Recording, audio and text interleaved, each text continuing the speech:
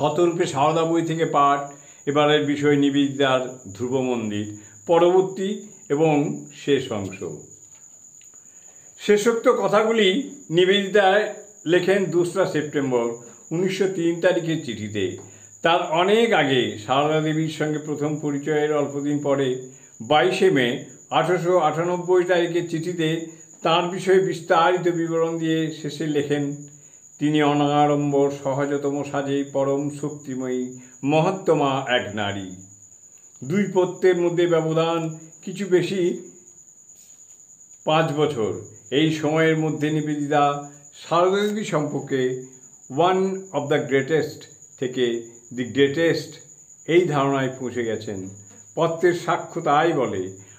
আমরা যোগ করব, যদিচ পত্র সাক্ষ্যে আমরা 5 বছরের ব্যবধান পাই, বস্তুতপক্ষে অনেক আগেই তিনি ওই ধারণায় উপনীত হয়েছিলেন।